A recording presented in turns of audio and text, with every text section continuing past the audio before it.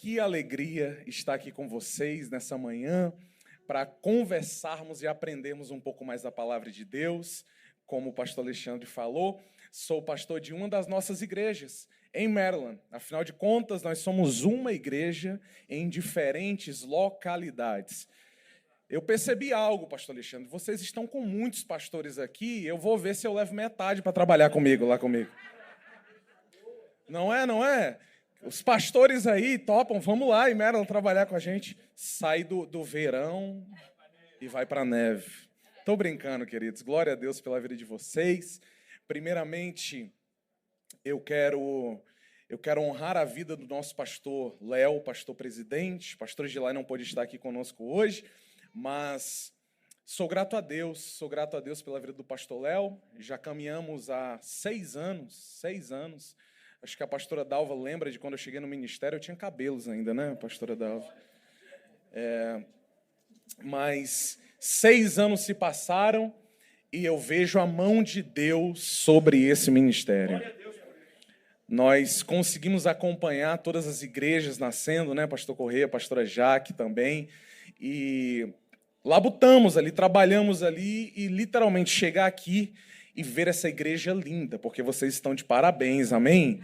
Que igreja linda, que povo bonito, que povo alegre, que equipe musical fera, glória a Deus, queridos, estou feliz, é inspirador aquilo que vocês estão construindo aqui, é inspirador para nós que olhamos e afirmamos, Deus está sobre esse ministério.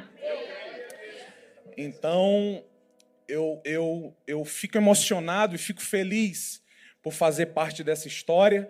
Então, quero honrar a vida do nosso pastor, aquele que acreditou no meu ministério, aquele que acreditou na minha vocação, me impulsionou assim, eu como minha esposa, me perdoem as mulheres, mas a mulher mais linda desse lugar nessa manhã, a Rebequinha, e tem sido uma auxiliadora. Ser pastor é desafiador, mas ser esposa de pastor também é um grande desafio. E ela tem sido uma auxiliadora ao meu lado, tem trabalhado ao meu lado, e eu quero honrar a sua vida também, meu amor. Vamos aplaudir também, gente, pela vida da minha esposa. Muito obrigado. Há 1 ano e meio estamos pastoreando a igreja de Maryland, e Deus tem feito grandes coisas naquele lugar. Orem por nós, amém? Então, a todos os pastores que eu conheci, todos, pastor Décio, deve estar por aí, eu vi ele hoje, pastora Dalva, obrigado, família Fusaro, todo mundo, pessoal de New Jersey que eu estou revendo aqui, Joey Kelly, famílias também que congregavam conosco em Maryland, mas trocaram o frio pelo calor, Lucas, Karina, Marcele, Xande, glória a Deus pela vida de vocês, e aqueles que eu não citar, sintam-se amados, amém? É uma alegria. Sou de origem nordestina, o pastor mais cabra-macho desse ministério. E vocês estão muito parecidos aqui em Orlando, porque eu falo que lá no Nordeste nós temos 3 temperaturas, pegando fogo, quintura e mormaço. Frio não tem nos dicionários lá do Nordeste. Quem conhece aqui Fortaleza, no Ceará? Tem alguém que conhece Fortaleza? Fala um glória a Deus pela cidade de Fortaleza. Cidade boa, sim ou não? Cidade boa. Então, queridos, eu tenho uma palavra de Deus para compartilhar o seu coração, amém? Fala para a pessoa que está do teu lado, fala assim, você escolheu o melhor lugar para estar nessa manhã. O salmista Davi já dizia que mais vale um dia na casa do Senhor do que 1000 em qualquer outro lugar. Na casa de Deus nós temos abundância de alegria, abundância de instrução, abundância de felicidade. Afinal de contas, felicidade não é um sentimento. Felicidade é uma pessoa. E essa pessoa se chama Jesus. Querido discípulo, é aquela pessoa que entende os valores, os princípios e as atitudes que o reino nos encoraja a viver. As pessoas precisam olhar para nós no trabalho, na faculdade, na igreja, na família, dentro de casa, observar e dizer, ali está um verdadeiro discípulo e uma verdadeira discípula de Jesus. Esse precisa Essa precisa ser a nossa intenção. Queridos, entendam algo. Sermos salvos não custa nada, afinal nós somos salvos pelo sangue de Jesus, amém? Mas sermos verdadeiros discípulos de Jesus nos custa tudo. Afinal de contas, principalmente a nossa vontade. Aquele que quiser vir após mim, negue-se a... Vamos lá, me ajuda a pregar, eu gosto de animação, gente. Aquele que quiser vir após mim, negue-se a... Esse é o nosso estilo de vida. Negar a si mesmo diariamente para viver aquilo que Deus tem preparado para nós. Essa precisa ser a nossa prioridade. Mas a primeira marca que eu creio que nós precisamos ter sobre a nossa vida é algo chamado obediência. Repita comigo, obediência. Obediência, querido. Olha, preste atenção nisso daqui, ó. Quem cumpre princípios desfruta de promessas. Repita comigo. Quem cumpre princípios desfruta promessas. Querido, servir a Deus não tem um grande segredo, mas ela nos encoraja à obediência. E nós precisamos retornar à essência do que era a obediência. Entenda algo, a graça de Deus não anula a nossa responsabilidade para com a obediência. A graça de Deus, na verdade, me capacita para obedecer aquilo que Deus espera de nós. A graça é uma capacitação de Deus para que nós venhamos a viver a vontade de Deus. Queridos, quem cumpre princípios desfruta promessas. A lei da semeadura, por exemplo. Se você plantar algo, você não vai colher algo diferente. Se você plantar, você vai colher algo. Da mesma maneira, é a nossa obediência para com Deus. Se existe uma marca que nos identifica como verdadeiros discípulos de Jesus, é a obediência. Olha o que está escrito em 1 João, capítulo 2, do verso 3 ao 6. E sabemos que o conhecemos, se obedecemos aos seus mandamentos. Olha que poderoso. E sabemos que o conhecemos, se obedecemos aos seus mandamentos. Se alguém diz, eu o conheço, mas não obedece aos seus mandamentos, é mentiroso e a verdade não está nele.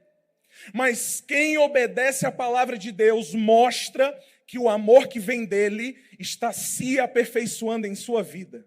Desse modo, sabemos que estamos nele. Quem afirma que permanece nele deve viver como ele viveu. Vocês podem dizer um glória a Deus por isso? Isso está na palavra. Esse é um ensinamento poderoso. Quanto mais eu conheço quem Deus é, quanto mais eu tenho uma revelação de quem Ele é, mais eu obedeço. Quanto mais eu me aproximo dEle, mais eu me distancio do pecado. Por quê? Porque Ele nos capacita para vivermos em obediência. Queridos, não confunda justificação pela fé como justificativa para com o erro. Deus quer retornar a santidade ao nosso comportamento nas nossas vidas, amém? Deus ele quer nos conduzir a uma vida pura, santa e responsável para com Ele. Queridos, a obediência é um ato de adoração. A obediência é um ato de adoração. Romanos capítulo 12, verso de número 1, Paulo também fala o seguinte: portanto, irmãos, eu suplico a vocês que entreguem seu corpo a Deus, por causa de tudo que Ele fez por vocês. Que vocês sejam um sacrifício vivo e santo, do tipo que Deus considera agradável. Essa é a verdadeira forma de adorá-lo. Querido, é poderoso nós nos reunirmos aqui para adorarmos a Deus. Mas uma vida que glorifica a Deus não é uma vida que canta com a boca, mas que canta com a própria vida, amém? Esse é o equilíbrio da graça de Deus. Uma graça que me alcança, mas que também me transforma. Uma graça que me perdoa, que me dá uma nova oportunidade e muda a minha vida. Entenda algo, querido. A graça de Deus sempre vai se manifestar com instrução. Quantos lembram daquela mulher que foi pega em um adultério na Bíblia? Em João narra aquela mulher que foi pega no ato. Jesus está pregando em um domingo pela manhã e colocam diante dele uma mulher e perguntam: e aí, Jesus, o que nós devemos fazer? Se Jesus responde para eles: não apedreje, quem seria apedrejado era ele, porque estaria concordando com o ato de pecado. Mas se ele também dissesse apedreja, ele estaria indo contra a mensagem que ele pregava de amor e de transformação. Mas Jesus se levanta e diz: quem não tem pecado, que o quê? E a Bíblia diz que do mais velho ao mais novo começam a sair um por um. A graça se manifestou dando oportunidade. Ei, mulher, cadê aqueles que te acusam? Cadê aqueles que te apontavam?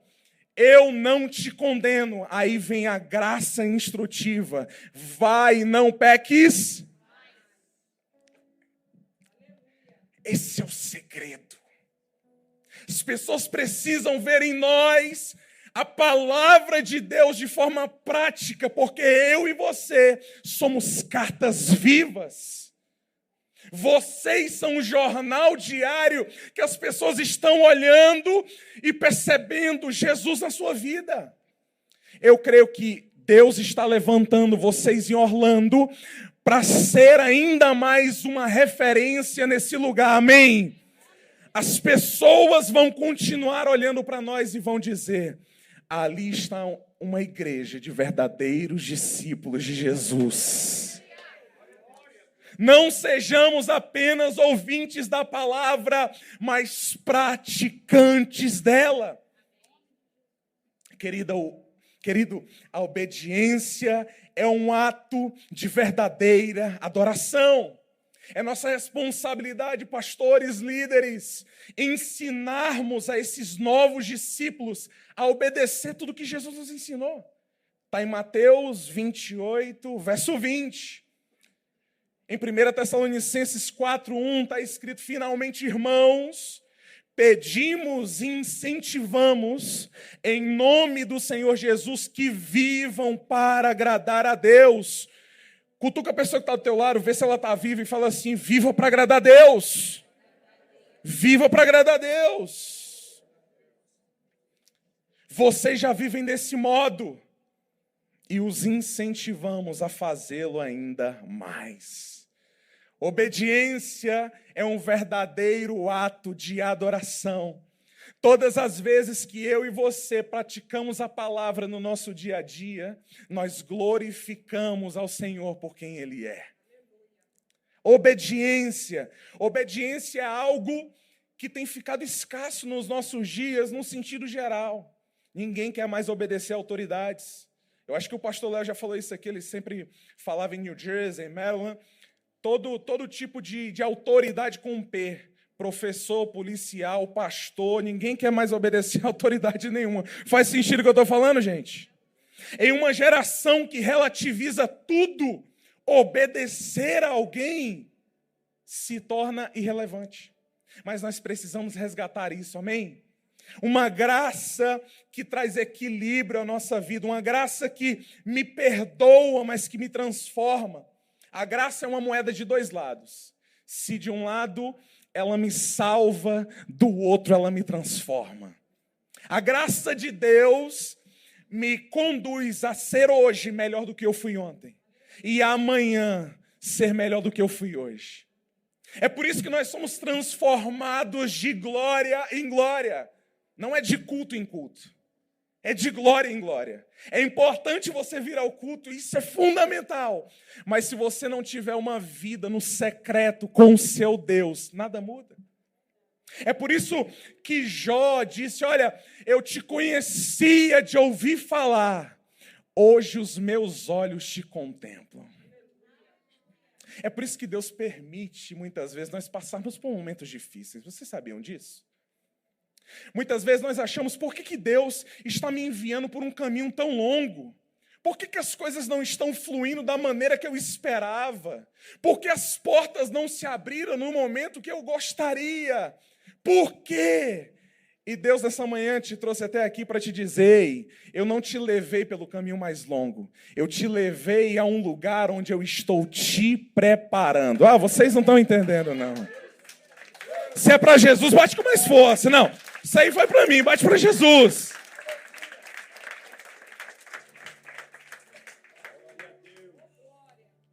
Ambientes desafiadores promovem crescimento.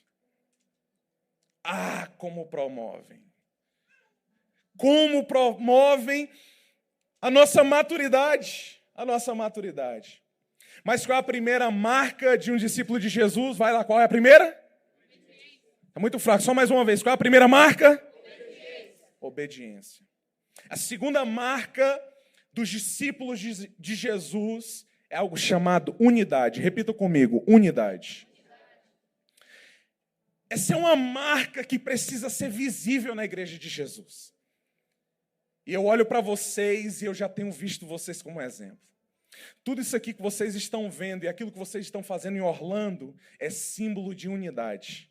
Pessoas que começaram, se uniram e participam daquilo que está sendo construído aqui. Unidade. Queridos, em João, capítulo 17, a partir do verso 21, Jesus ele faz uma oração e ele diz, olha, a minha oração é que todos vocês sejam o quê? Sejam um, como nós somos um. Como tu estás em mim, Pai, eu estou em ti, que eles estejam em nós, para que o mundo creia que tu me enviaste. Quem está falando isso aqui, gente? Jesus. Eu estou neles e tu estás em mim. Que eles experimentem unidade perfeita, para que todo mundo saiba que tu me enviaste e que os amas tanto quanto me amas. Aqui carrega uma lição poderosa. O mundo só vai reconhecer que Jesus foi enviado por Deus se nós formos um quê? 2 ou 3? 2 ou 3? 1. O mundo só vai reconhecer que nós somos, que Jesus foi enviado se nós formos um. Por quê? Porque a comunhão promove a missão. Repete comigo. A comunhão promove a missão. Essa sempre foi a vontade de Jesus para a igreja, caminharmos em unidade. É por isso que na igreja, a gente tem que fazer de tudo para não existir aquilo que a gente sabe que existe, mas a gente tem que lutar contra. Eu não vou com a cara de fulano, eu não vou com a cara de ciclano. Nós somos um, pastor Alexandre. Nós estamos aqui para somar forças, para trabalhar em unidade, porque esse sempre foi o desejo do coração de Jesus. Sermos um significa deixar as nossas diferenças de lado e trabalharmos com uma só visão, um só propósito e uma só missão. Salmo 133, verso 1. Ó, quão bom e quão suave que os irmãos... Unidade, queridos. Em união. Jesus, ele fundou a igreja para que a igreja caminhe em unidade. Ele mesmo disse que todo reino dividido não subsiste. Nenhum reino. Queridos, nada permanece sem unidade. Vamos dar um exemplo do casamento. Existe casamento sem unidade? Não existe um casal visando um objetivos diferentes. É por isso que é tão importante a gente promover a unidade dentro do nosso casamento. Mas muitas vezes o esposo está caminhando para um lado, a esposa está caminhando para o outro, não vai dar certo. Nós precisamos preservar a unidade em todas as áreas da nossa vida. Se você é empreendedor, por exemplo, você precisa fazer de tudo para manter a sua equipe de trabalho unida. Porque uma equipe unida trabalha com alegria, trabalha com felicidade. Unidade, nós precisamos priorizar a unidade sobre as nossas vidas, porque a comunhão promove a missão.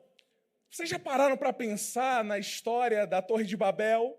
É um dos maiores exemplos do poder que há na unidade, onde o próprio Deus disse, olha, se nós não confundirmos as línguas, nada será impossível para aquilo que eles querem fazer.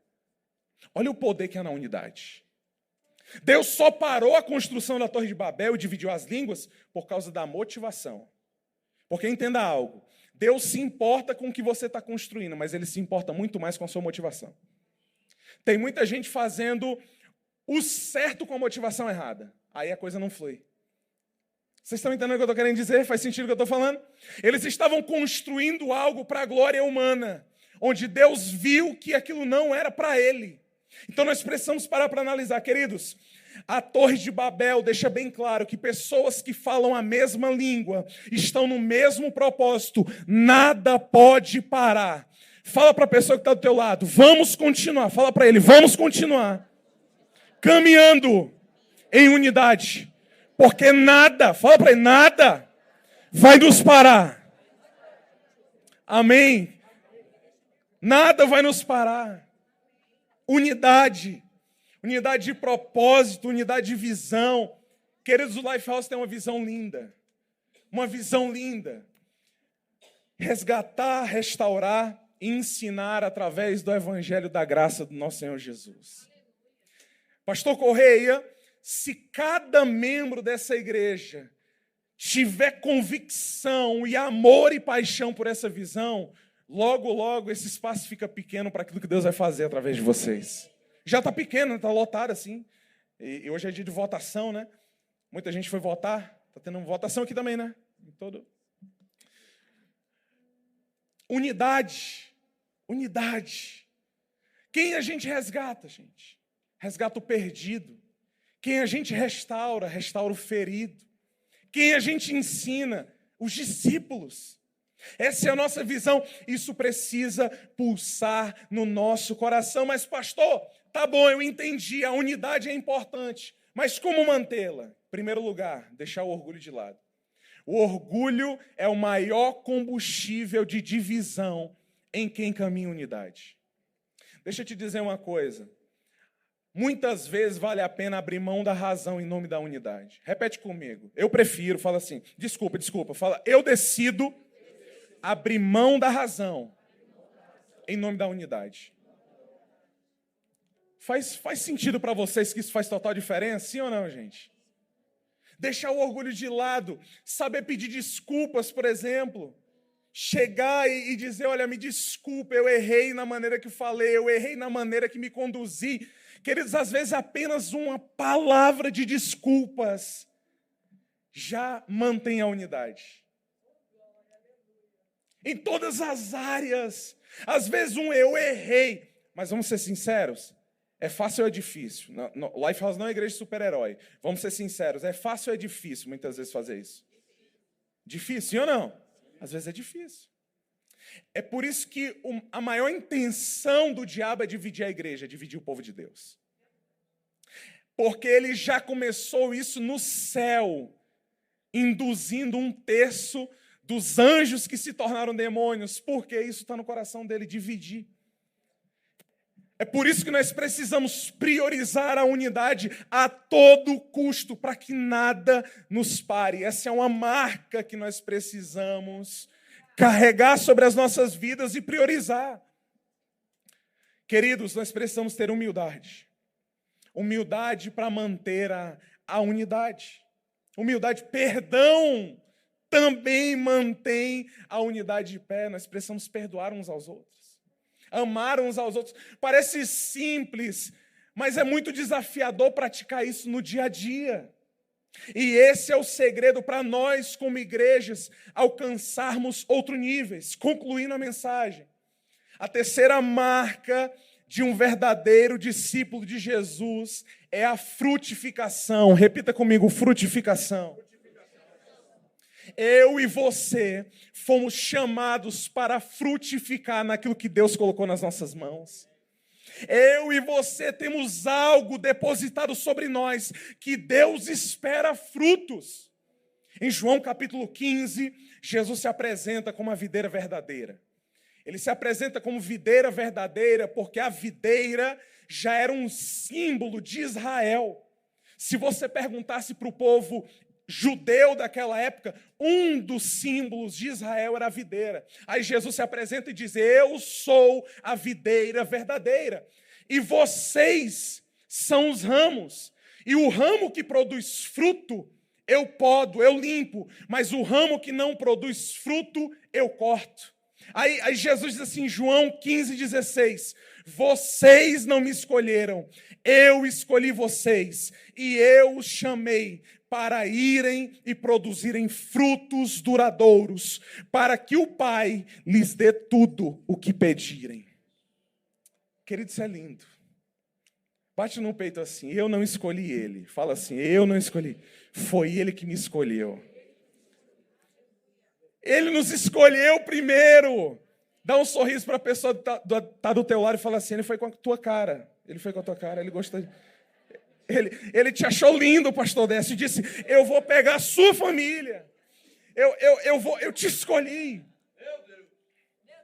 Se Deus fosse nordestino, ele ia falar, eu fui com a tua cara, macho. Fui com a tua cara. Mas ele nos chamou para produzirmos frutos. A diferença entre um cristão e um discípulo nominal está na produtividade. Está no resultado. Deus nos chamou para sermos produtivos com aquilo que Ele colocou nas nossas mãos. Tem dois aspectos nisso. Primeiro, Ele te chamou para ganhar vidas. Ele te chamou para frutificar e eu vim com algo no meu coração. Faltam 3 meses para finalizar o ano de 2022. E eu vim para desafiar vocês, assim como eu estou desafiando a igreja de Orlando. Se cada família dessa igreja convictamente aceitar essa missão, nós dobramos de número. Eu quero te desafiar, nesses próximos 3 meses, a ganhar pelo menos uma família para Jesus. Vamos animar aqui, ó. Você vai olhar para a pessoa que está do teu lado, você vai me ajudar no desafio. Você tem que olhar como profeta e falar com voz de profeta. Quando eu vejo o pastor Alexandre pregando, eu falo, que voz! Meu Deus! Você vai me ajudar a pregar? Amém? Fala para a pessoa que está do teu lado. Eu te desafio. Não, está muito fraco para tanta gente. Vamos lá, vamos fazer mais bonito. Eu te desafio, até o final de 2022, você ganhar uma família para Jesus. Você vai usar aquilo que Deus colocou sobre a tua vida para alcançar pessoas. Quantos podem dizer um sim, eu aceito o desafio? Amém? Frutificação. Nosso coração precisa arder por vidas. Último censo de Orlando, 150 mil brasileiros só aqui na região de Orlando. Tem mais agora? 230 mil. 300? Vixe, Jesus. 330 mil brasileiros. Vocês concordam comigo que tem muita gente precisando de salvação? Nós não nos reunimos aqui todo domingo apenas para ouvir uma boa música ou uma boa palavra. A gente se reúne aqui para ser treinado. Para que a gente saia daqui, depois de um domingo de uma palavra, e frutifique lá fora. Nosso coração precisa arder por vidas. Tudo que eu tento passar para a igreja de Maryland é isso, gente. A gente precisa ganhar vidas. Nosso coração precisa arder por almas. Eu não saí das drogas. Eu não saí de uma vida terrível para brincar de ser igreja. Há anos atrás eu decidi, eu disse, Jesus, eu quero ser um instrumento teu para pregar a tua palavra. Eu quero pregar a tua palavra e ver vidas sendo salvas. E se isso ardesse no coração de cada crente, a gente teria menos competição na igreja. A gente teria menos brigas por poder. A gente teria mais vontade de frutificar. Eu nunca vi uma árvore produzir fruto para ela mesma. Alguém de vocês já viu? A gente produz fruto pelo próximo. Eu finalizo aqui contando um testemunho. Quando eu entreguei a minha vida a Jesus, meu coração sempre ardeu e eu disse, Senhor, eu quero salvar vidas. E o meu ministério não começou aqui pregando em Orlando. Meu ministério começou no terminal de ônibus de Fortaleza, onde eu falava de Jesus. Dentro de um ônibus, dentro de um terminal. onde quando eu voltar da faculdade de enfermagem, eu falava de Jesus e eu dizia, gente, vocês precisam conhecer um Salvador, e esse Salvador é Jesus. E eu me lembro que eu pregava e eu dizia, Jesus, eu quero ver as pessoas se entregando a Ti. Eu quero frutificar, eu quero ser produtivo no Teu reino. E um dia eu estou descendo do ônibus, uma mulher me chama e disse, ei, irmão, vem aqui, eu tenho um testemunho para te contar. Você sempre prega nos ônibus e eu vejo seu esforço em falar de Jesus. E eu quero te dizer que tudo aquilo que tu pregava, eu memorizava. E eu tinha um primo perdido nas drogas, assim como você, e aquele meu primo estava perdido, não tinha uma expectativa de vida. E o testemunho que eu tenho para te contar é que, como eu memorizava as tuas pregações e repetia para ele entregou a vida dele a Jesus.